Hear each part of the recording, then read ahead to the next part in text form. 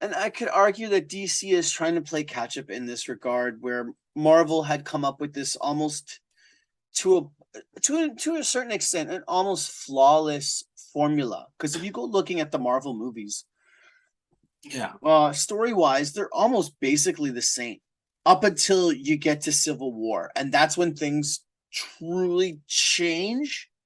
Mhm. So, in regards to the MCU, for example, what is it? Phase 4, or Where they no? are Sorry, now. Phase 3 is the most interesting phase out of all of the movies, realistically, right? Now, Yeah. Yeah. Yeah. because I would say overall, the yes. rest of them are fairly formulaic, and nothing with any real gravitas happens. See, Now that being it's funny. said, See, with me, I still to this day still, we're what 14 years in the MCU, and my favorite movie is still not Civil War, but Winter Soldier. That is still like I can watch that movie is that phase anytime. 2? That's phase two, Okay, and okay, but no, but it's like but like but phase three is the aside most. from that, but like in reality, and again, I know we're way off topic here, right? But what I'm trying to get at, and my point is that most superhero movies, and it seems like especially the successful ones, really tend to hit this sort of like formula and just keep Mhm, the story simple, so to speak. And mhm. a lot of the heavy lifting in this movie is really just done by the action set pieces more than anything else, Yeah, right?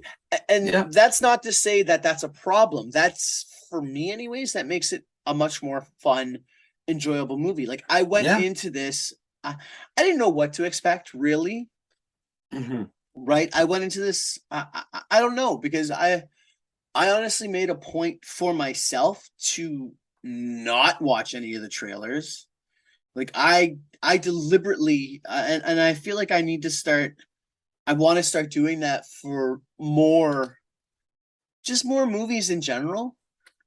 I mean, it's funny. Yeah. Like, we have a movie reviewing podcast and whatever, but like, But it's not a trailer reviewing, right? exactly. So And I've mentioned this before on the show. For anybody who has listened to past episodes, where I part of me just feels like, that a lot of like trailers now tend to just completely spoil a movie altogether. And yeah. I mean, look at the trailer for Batman versus Superman. Plain Well, and that simple. And that, getting that back was to just that though, getting garbage. back to though, apparently the Black Adam trailer did something similar, where they have a huge, where they blow a huge reveal in the trailer. Not really though. See, I would But argue the it's opposite a with big Black enough Adam. See, reveal. with Black Adam though, I actually felt that after three trailers, there wasn't enough. I still was like, what exactly is this movie about? Like you knew that But it's that's what you want going into a no, movie. no, but you don't need to know the whole story, but you need to know like the gist of the story. Not I'm not saying you even. need to know. Not No, even. but No. you need to understand, like, because again, sometimes trailers that don't give enough will hinder a movie. You're kind of like, why should I see that? Like, there's nothing really grabbing me. And honestly, the But trailers for Black Adam weren't good. but Like, they weren't. that being said though, that being said, and I'd argue that maybe it's just the way society is today in terms of the movie going public. But I mean, there are movies where they, may not do great in theaters, but then amass like a huge following afterwards. Like Mhm. Austin Powers, for example, probably did not have a great um The first distributing. movie. Yeah, the first one did not have great distributing, but then lo and behold, a year later, it's like one of the biggest movies in the world, Yeah. Well, the right? second one, So doubled its exactly. So profit or what I'm whatever, trying to even say more. though is like, yes, sometimes a trailer can hinder a movie, but if the movie is genuinely good, it doesn't matter. That's true, but you know that like studios don't want a cult movie. They want profits I from the agree. theaters, I right? understand that. I So, understand but that. again, But I I would mean, say in the case of Black Adam, I feel like the trailers could give a little more because all you knew from the trailers is that Black Adam, was alive 5,000 years ago, and he came back, and then he's fighting the Justice Society for some reason. You don't really know. That's about it. You're kind of like, what?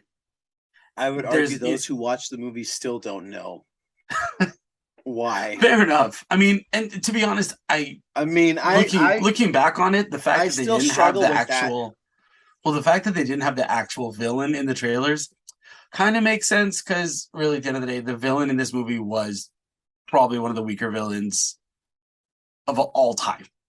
You know what I mean? He was so lackluster, zero, like did not care about this guy.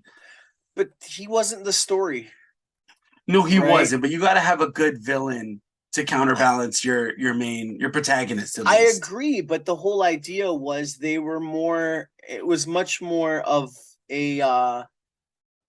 At least the way I interpreted it was a much more of a back and forth between Black Adam and the Justice Society, just because the